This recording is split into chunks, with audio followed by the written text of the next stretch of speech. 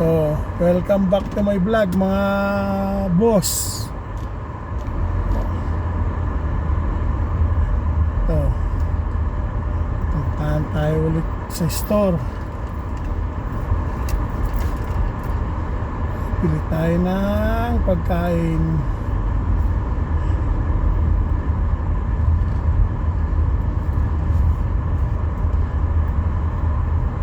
Papalagawa yung kalsada na yun.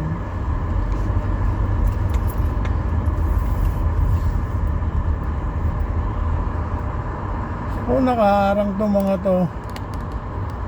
Ayan o. Adjust natin yung camera konti. May construction dito eh.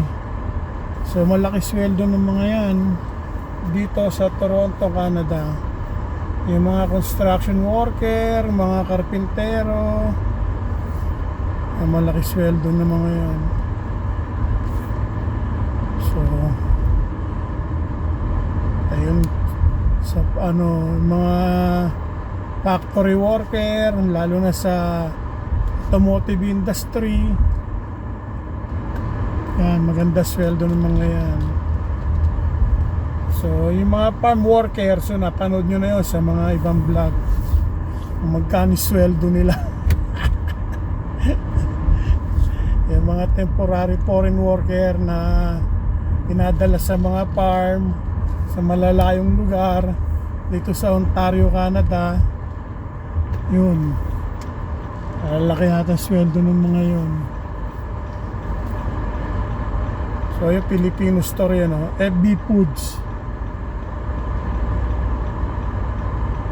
Kung tayo dumaan kasi construction dun eh, kaya iipit tayo dun, maubos yung natin load sa sakyan.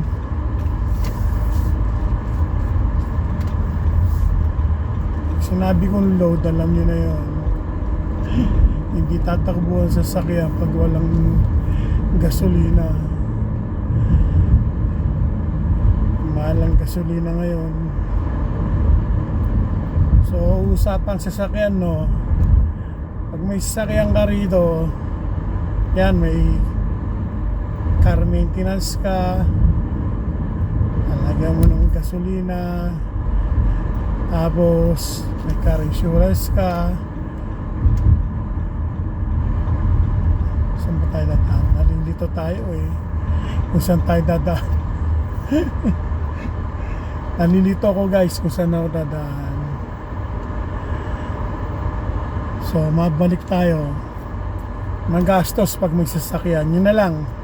Alam nyo naman yan, kahit saan ka mapunta, kahit saan sa Pilipinas may sasakyan ka, magastos din, di ba? So alam nyo na, gastusin sa araw-araw, tapos masweldo mo, pambayad ng mga bills, lalo na ngayon end of month, bayaran ng upa, ng renta. So matagal na kami rito, wala pa kaming nautang na bahay kasi di namin kaya. Nag-try kami noon, townhouse, rent to own yun yung townhouse. May mga ganun nung araw eh dito sa Toronto, rent to own, townhouse. Hulugan mo, uupahan mo, nakasama sa list yun eh. So yung mga nakaranas nung araw nung ganon, mga panahong year 2000, mga year 2007 yun eh. May mga rent to own na townhouse, pinaupahan, sa list contract yun, paano maging sa'yo yung townhouse. So ganon, yun ang na-experience namin ng pamilya ko. So ang unang apartment ko, 2 bedroom. So dun yun sa may Eglinton and Markham, wala pa yung Walmart doon. So yung apartment na yun, lumang building, may multo. Hindi naman ako sa nananakot. Kung naniniwala ka sa mga multo, ganon, ghost story, Sa mga nakakaranas ng gano'n, eh, totoo yun para sa akin. Kaya lumipat kami dito, Eglinton, Midland. Yan, diyan kami na nagtagal. Lumaring yung building. Kahit saan naman may multo eh. Kahit sa Pilipinas, kahit sa bansa. May mga ghost story, di ba?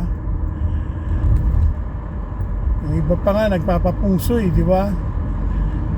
Kung anong swerte yung ganon, yung tirahan. So, kaya umalis kami ron sa Eglinton, Markham dahil may multo yung apartment. Yung nagpaparamdam doon sa apartment namin, sa unit namin. So, hindi ko na pupuntahan yung para i-vlog pa. Baka mamaya sabihin nung may-ari ng building, gumagawa ka ng kwento, gano'n. Diba? Naninira ka para walang magrenta. So naranasan namin yun, kaya lumipat kami. Kasi yung iba rito, yung matatanda, pag solo sa apartment at doon na namamatay, yun. Ganun yun. Marami rito mga matatanda, solo sa apartment building. No? Walang may mga kamag-anak tinadalaw ng kamag-anak, tapos dalawin kung sina blue moon lang dalawin sa loob ng isang taon 3 beses, ganon. Lalo na ngayon sa apartment namin, ilang matanda yung nakatira doon. Buti nga ngayon meron na mga home care, yung mga PSW, no? So, ganun dito pag matanda ka na, walang mag-alaga sa'yo. Marami kaming kapitbahay dito matanda na, at saka nakakausap sa mga mall, no? Wala nag-aalaga sa kanila, kawawa naman. Pag matanda ka na rito sa Toronto, Canada, sa nursing home ka dadalhin ng anak mo or kamag-anak mo, para maalagaan ka. Di ba katulad sa Pilipinas, dali ka sa DSWD, so for the agent kung ka dadalhin Pilipinas yung plug ng sticker na yun, sa unang sasakyan. So iba rito sa Ontario, Canada. Ewan ko sa ibang parte ng Canada. Ito kasi sa Toronto eh. So marami kaming kapitbahay pala na matatanda, solo sa apartment, na dinadalaw ng PSW, na nilolaundry yung mga yung damit, ganyan dito sa Toronto, Ontario, Canada. Ewan ko lang sa ibang parte ng Canada.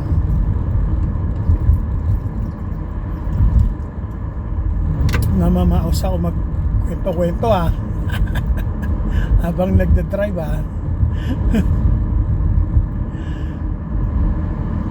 So masingit ko na rin, ganyan din yung yung lola ng misis ko, umupa yun, bumukod. So nagalaga naman yung mga anak, ganyan, salitan, kung sino duty, no? Tumira sa housing ng mga matatanda. So kami rin nag-apply kami ng housing para makatipid.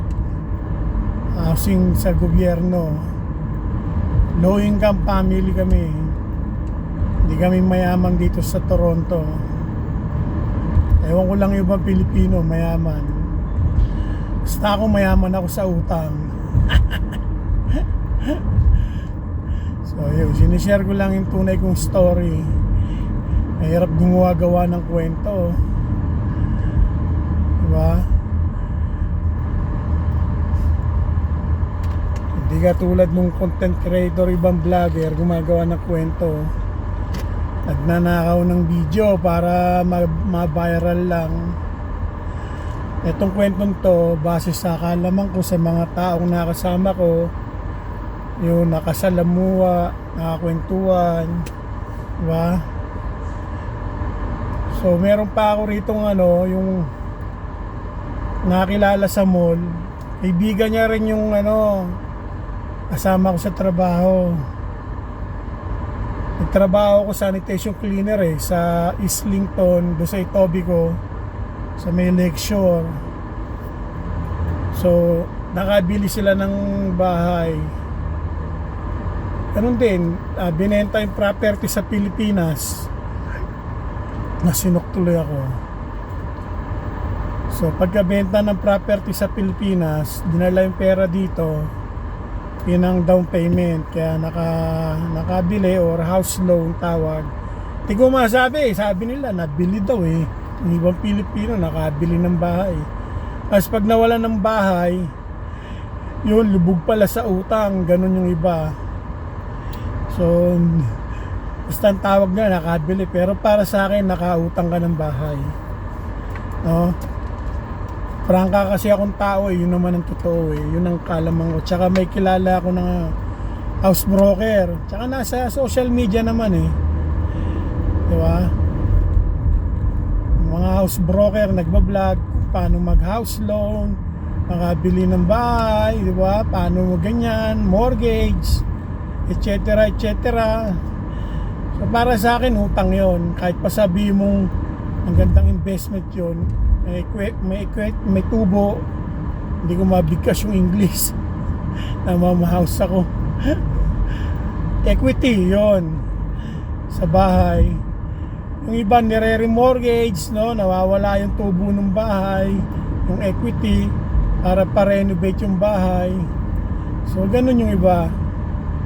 Yung iba pinambabayad sa ibang utang, sa mga credit card, inuwa yung equity ng bahay dito sa Toronto, Ontario, Canada. So sa condominium naman, ganun din. So mas marami kang bayarin. Pareho lang din kahit sa bahay. Pag umutang ka ng condo, yan, bumili ka ng condo, utang din yan, tawag ko. Kasi rito utang naman talaga Unless na tumama kang loto, isa kang businessman na big time businessman na may pangcash ka ng condo, sasakyan, yan, maniniwala ako sa'yo. Yung ibang negosyante rito kilala ko lubog sa utang So masingit ko na rin, sa isang nagtrabaho ko sa computer company, yung puti, asawa niya Pilipina. So yung may-ari sila ng computer company. So naka-business loan lang yon. Yung sabi sa akin, business nila mag-asawa yon. Business loan, no? So utang pa rin yon, pinahihikot lang. As long maganda yung credit score mo, yan, makakautang ka. So yan ang topic natin ngayon. Pero nabanggit ko na yan sa iba kong vlog.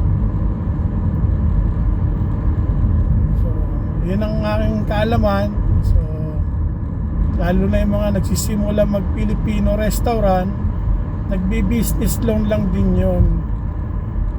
Pinahihikot lang yung puhunan, nagbabayad sa bangko ng loan nila para tuloy-tuloy yung business, gumanda yung credit score mo.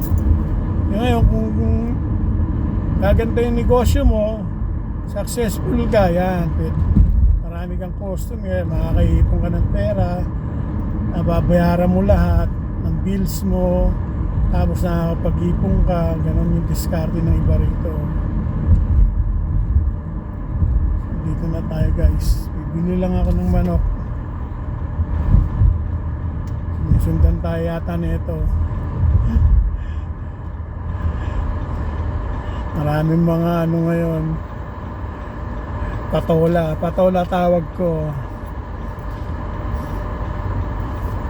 Papaintuin ka, titikitan ka. Hindi yan. Ita-type nila yung mo, plate number mo, tapos paintuin ka. Gagawa ng kwento, matikitan ka lang. Unahin natin itong patola. Ayan yun, yung itim na yun, may wangwang, pulis yun. Lalo na summer ngayon. So, maraming ganyan dito. Paintuin ka, speeding ka raw. Kasi nangyari na sa akin yan eh, isang stoplight na lang, apartment ko na doon. Inahinto ako speeding daw, kinikitan ako. Talo ko ng pulis na yun. Eh ngayon mahal na eh, dati 100 lang eh, ngayon 150 na ang ticket sa speeding. Pag marami kang ticket sa speeding or huli sa police, tataas yung car insurance mo. Kaya yun ang iniingatan ko. Nandito na lang. Thank you for watching my vlog. Bye! Papark na ako. Ay, papark. Nalilito ko eh. Patayin ko muna yung pang-vlog ko. Bye guys! Like, share, subscribe!